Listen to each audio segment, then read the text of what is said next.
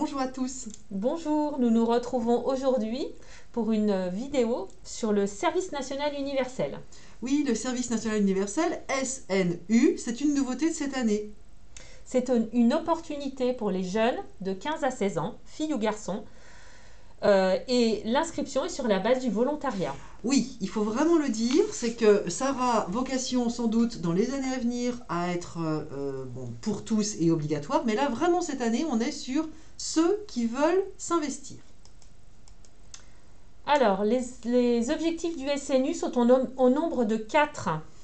Oui, et puis finalement, ça reprend quand même tout ce qui est citoyenneté, hein. Donc tout d'abord le socle républicain, liberté. Égalité, fraternité. Alors là, on va non seulement transmettre, mais aussi le vivre, ces valeurs. Il y aura aussi tout un tas d'activités pour renforcer la cohésion. Et la cohésion, c'est apprendre à découvrir des jeunes qui viennent parfois d'autres zones géographiques, parfois d'autres milieux sociaux que les nôtres, et qui peuvent être dans des situations diverses. Par exemple, être porteur de handicap. Tout à fait. Et puis, ce qu'on veut aussi développer avec le SNU, c'est la culture de l'engagement. Hein, on va le voir, il y a 3 paliers. Il y en a 2 qui vont être obligatoires à partir du moment où on est inscrit, et le 3e qui sera facultatif. Enfin, le SNU permet d'accompagner les jeunes dans leur insertion sociale et professionnelle. Tout à fait.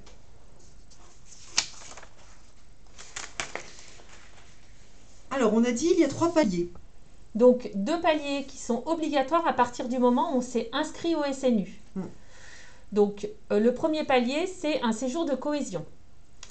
Séjour de cohésion où on va hors de chez soi, dans un autre département, on n'est plus du tout dans le cocon familial.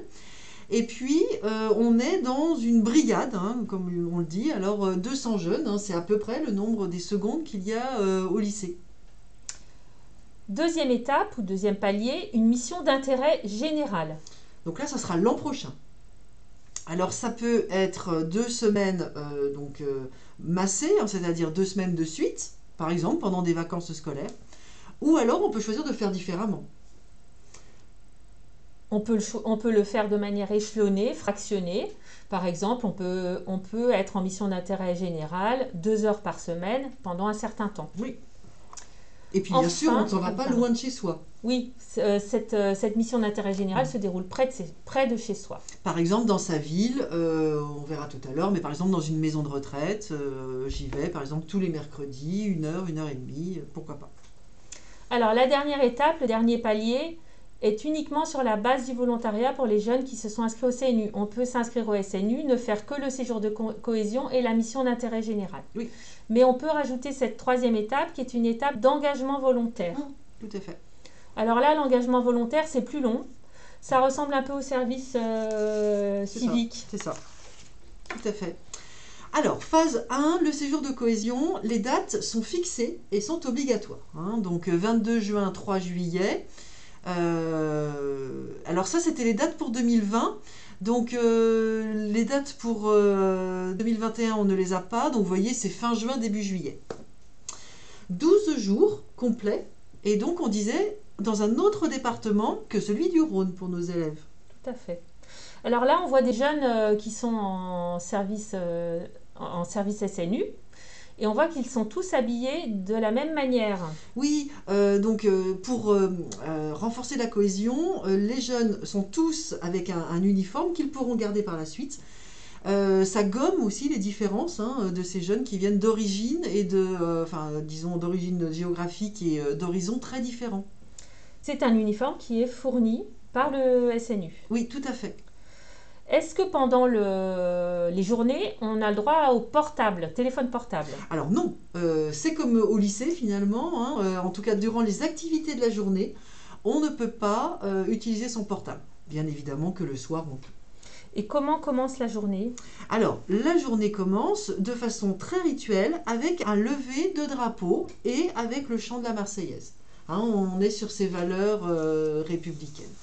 Vous aurez l'occasion, si vous regardez la vidéo qui est sur le site, de voir ces jeunes en mouvement, tous avec les mêmes uniformes. Alors, les contenus du séjour de cohésion, quelles sont les activités? Qu'est-ce qu'on apprend? Qu'est-ce que l'on fait? Alors, il y a différentes activités qui sont proposées aux jeunes durant ce séjour de cohésion de 12 jours. Ce sont des activités pratiques, hein, vraiment, ils ne sont pas laissés tout seuls, hein, ils sont vraiment mis en situation autour de temps collectifs, hein, toujours vraiment Le groupe. le groupe, hein. Alors, par exemple, il y a une initiation au code de la route.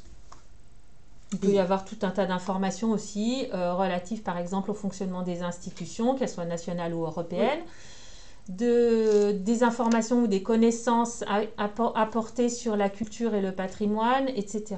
Il y a aussi une formation aux premiers secours. Donc c'est vrai qu'on est sur quelque chose qui va servir à nos jeunes.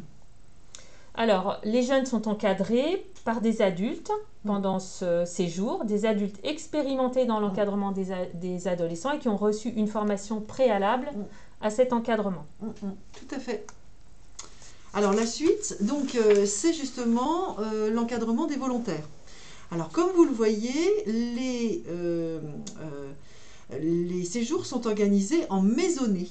Et chacune des maisonnées est constituée d'une dizaine de jeunes. Alors, dans les maisonnées, voilà, 10 jeunes qui ont à peu près tous le même âge, mais par contre qui viennent d'horizons très différents. Voilà. Est-ce que les filles et les garçons sont mélangés dans les maisonnées? Alors, les dortoirs sont non mixtes, hein. On est vraiment sur des dortoirs pour les garçons et des dortoirs pour les filles. Cependant, les compagnies sont mixtes. C'est-à-dire qu'on aura, là vous voyez, il y a 5 maisonnées dans une compagnie. Il y aura, je ne sais pas moi, peut-être 3 maisonnées garçons et 2 maisonnées filles. Et pour la compagnie B, l'inverse. Alors, bien sûr, ce sont les jeunes qui vont s'occuper des travaux courants dans le centre. Donc, comme ils vont participer aux services, comme les services de repas, le nettoyage, la gestion des déchets ménagers. Et également, ils prendront leur part dans l'organisation des activités. Tout à fait. Alors, une fois finie cette première phase, hein, sur ce moment de cohésion, ce temps de cohésion, il y a la mission d'intérêt général qu'on a bien dit qui se passe, disons, dans l'environnement proche des jeunes. Alors, les domaines sont très variés. Cette mission d'intérêt général peut se dérouler dans le domaine de la solidarité, de la santé, de l'éducation, de la culture, du sport, de l'environnement, du développement durable. Finalement, c'est lors de la première phase qu'ils vont pouvoir développer, disons, le goût qu'ils ont particulier. Et puis là, bon, ils vont dire, moi, ce sera plutôt sur telle ou telle chose que je souhaite faire, ma mission d'intérêt général.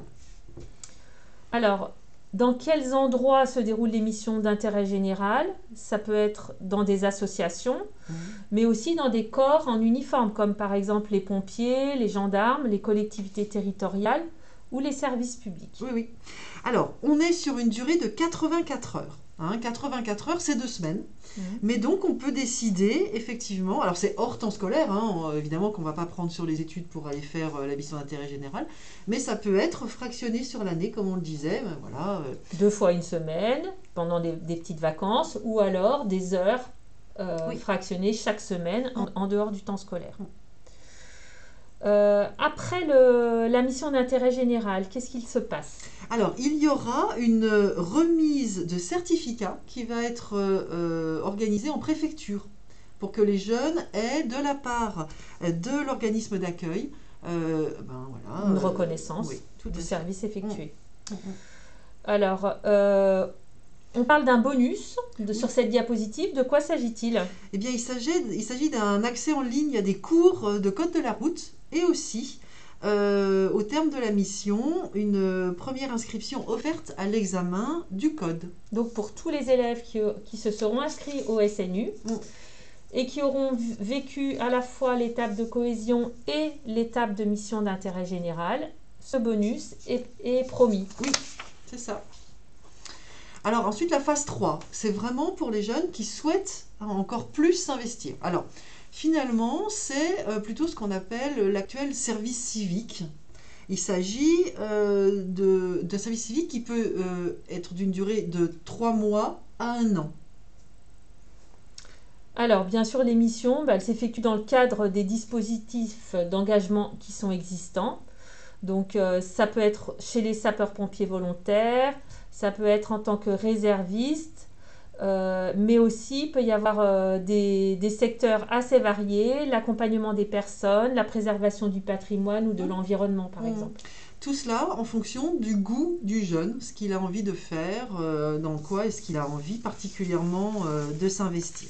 Alors, on rappelle bien que cette phase 3, c'est une phase sur la base du volontariat. Même si on s'est inscrit au SNU, qu'on a vécu l'étape de cohésion et l'étape de mission d'intérêt général, on n'est pas obligé de vivre cette phase d'engagement volontaire. Tout à fait. Alors, si le SNU tel qu'on vous l'a décrit vous intéresse, vous pouvez tout à fait vous inscrire donc, dès à présent sur le site snu.gouv.fr. Voilà, merci beaucoup de nous avoir suivis et à bientôt pour une nouvelle vidéo.